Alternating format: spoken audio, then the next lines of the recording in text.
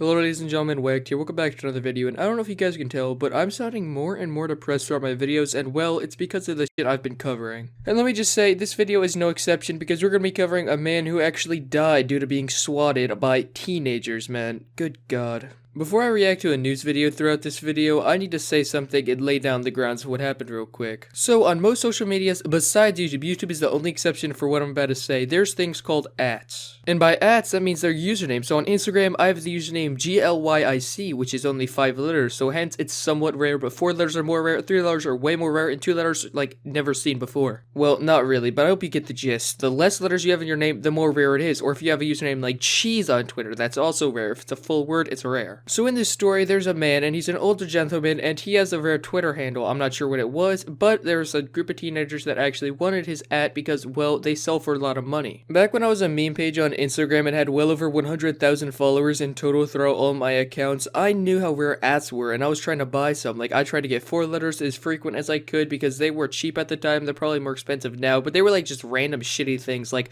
LOQS. Like, they're not even fucking words, but since they're only 4 letters in the username and you can only have one username and only one person can have the certain username, it was worth money, well over like $15, I'd say. So instead of these teenagers getting on their grind, like making a YouTube channel, making shitty commentary videos like me, or going to like Dairy Queen and working for minimum wage, they decided the best course of action to get money was to threaten people for their handle. So this poor gentleman had a rare Twitter handle and he did not want to give it away, so these people actually swatted him, and well, what happened next was shocking. New tonight, it's called swatting. It is a growing problem across the country. The term refers to a hoax 911 call with the goal of diverting emergency resources to an unsuspecting person's home. On News 2 at 4, we told you about a victim who found himself in the middle of a swatting call after he refused to give up his Twitter handle. He was part of a nationwide crime spree targeting people with rare usernames worth thousands of dollars. News 2's Alex Dennis explains how minors are suspected of orchestrating the entire scheme that ended with a local man dead, with a story you'll see only here on News 2. His neighbor called and said, there's police everywhere, and they think a man has killed a woman and he's on your property. You know, you need to take cover. It was shocking news for 60-year-old Mark Herring, who lived here off of a sleepy country road in Bethpage. He went out the house with a gun because he heard someone was on his property, and he sees all these cops around him. And they ask if he is Mark Herring, put your hands up. So he tosses the gun away from him to show he's not a threat. Hands up. Also, I didn't feel the need to explain what swatting was, but it's basically when someone calls the police on someone and says they did something awful. Like in this scenario, this man was accused of actually killing someone, at least that's what the teenagers said to the police. This poor man probably had his first and last name within his Twitter, and then these guys took advantage of it and looked up his name somewhere and then found where he lived and then called the police on him, which, by the way, if you ever think of doing that as a prank, please don't. Hell man, how many deaths is it gonna take for people to realize that swatting is not anywhere near a funny joke, man? Like, I understand TPing people's houses, like that causes them quite a bit of a hassle, and that's where you throw toilet paper over people's like trees and houses in general, well, their house. Don't get me wrong, that shit's annoying, but if you're gonna do a prank, do something like that. Do not endanger people's lives, please. That's the worst thing you can do. And just to let you guys all know, these teenagers are probably gonna be behind bars for at least 15 years. Like, how can one be so stupid? If you're gonna swat someone, you better do it with the intent that they're probably gonna die. Like, you need to realize that swatting never leads to anything good. There's big streamers that get swatted. Oh, it's so funny, the police showed up. Man, they could literally die. They could not be alive after this, and that is something you really need to put into retrospect before you do anything. Also, I do not legally condone what I'm about to say, and I am definitely joking, but if you're thinking of swatting someone, it is way better just to send a pizza to their house and have them pay for it. Like, that shit is annoying, but at the same time, they benefit from it, and they don't die, so hey, plus, win-win.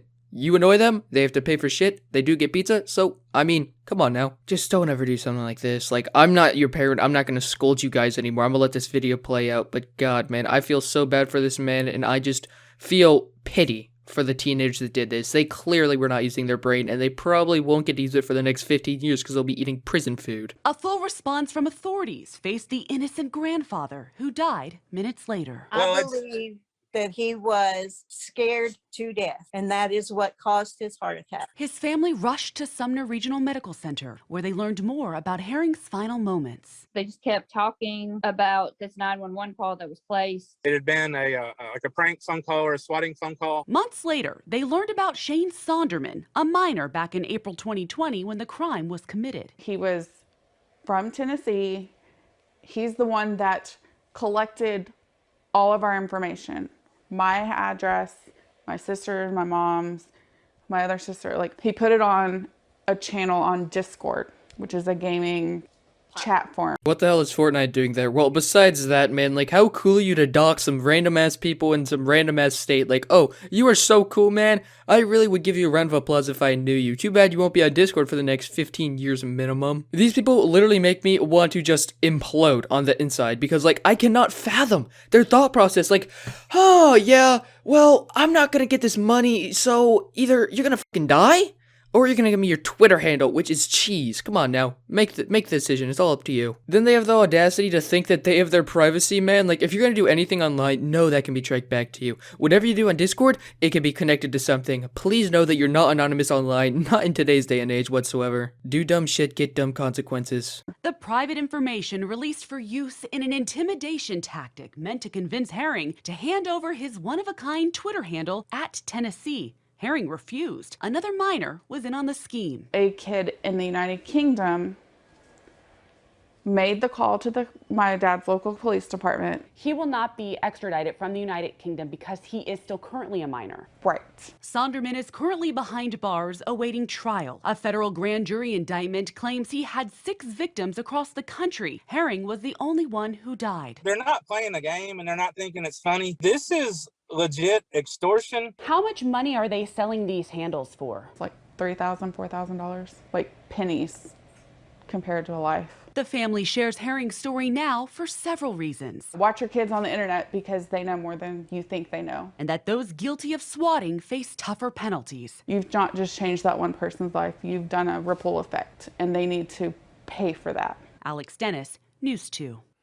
Sonderman faces a conspiracy charge on a possible 5 years in prison and a $250,000 fine. He'll be back in court July 21st. Seriously? Justice system, really? Like, I like you guys sometimes, but this scenario, are you kidding me? 5 years for causing an innocent man to die? Nice. And you may say, oh, but Wacked, he had a heart attack, he didn't die from gunfire. Well, that's true, but the dude probably did die from shock. I'm not sure if that's even possible to have a heart attack from shock, but if it was possible, it would have definitely happened in this scenario. Imagine leaving your house, seeing a bunch of cops all have their guns pointed at you, ready to shoot. Your life is literally seconds away from just gone. No more. You're not alive anymore.